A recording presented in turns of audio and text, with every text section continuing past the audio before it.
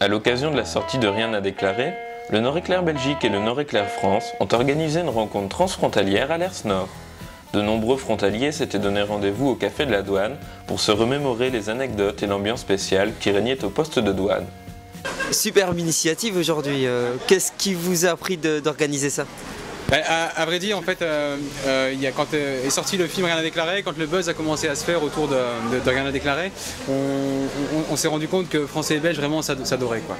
Et donc l'idée, on est venu ici avec des collègues français, parce que moi à la base je suis journaliste en France et puis je suis journaliste en Belgique depuis 2-3 ans maintenant, et j'ai rameuté mes collègues, mes confrères de Nord-Éclair France pour dire mais on n'irait pas se bouffer un truc à la frontière pour rien déclarer, on ne ferait pas un événement autour de ça. Et puis on s'est retrouvés ici, et on s'est retrouvés sur la frontière, il y avait une chaîne au milieu, on s'est amusé à tirer dessus comme ça, et puis on s'est dit mais ça serait marrant de donner rendez-vous aux Français et aux Belges qui habitent le long de la frontière, qui se sentent comme tous les acteurs de ce film Rien à déclarer, un petit peu comme dans tout l'esprit d'Annie Boone en fait et Poulvord, qui se sentent irrésistiblement frontaliers, franco-belges à la fois. Les Français adorent venir en Belgique, les Belges adorent venir en France, etc. Et l'idée c'était de nouer un petit peu ces liens, et donc d'utiliser l'un des derniers postes de douane qui a encore un petit peu une allure de poste de douane comme lieu de décor de notre propre tournage à nous, de notre propre Rien à déclarer, pour reconstituer un petit peu l'époque où la frontière entre la France et la Belgique s'est abolie et où elle a disparu. Oui, j'ai bien connu cette frontière qui vivait énormément avec la Ducasse du 15 août. C'était vraiment un endroit, un moment à ne pas rater dans l'année.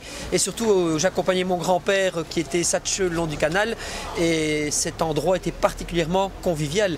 Alors, comme anecdote, on peut dire que je me souviens que certaines personnes sont sorties du café dans des brouettes parce qu'ils ne savaient plus retourner à pied. Je me souviens aussi des vélos qui ont été retrouvés dans le canal qu'il a fallu les rechercher le lendemain parce que on est tombé dans le canal tellement on était saoul. Donc c'était vraiment un lieu de perdition, la frontière aussi.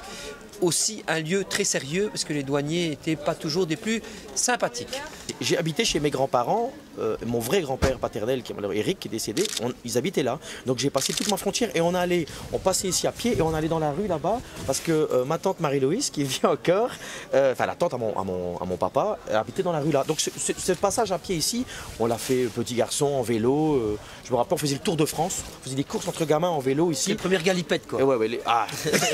Entre autres, Daniel, entre autres. Non mais j'ai super souvenir, c'est ce poste frontière ici. Alors bon, ok, c'est par rapport à Rien à déclarer, mais je pense que les anciens peuvent en raconter. Il y a dû y avoir du trafic ici.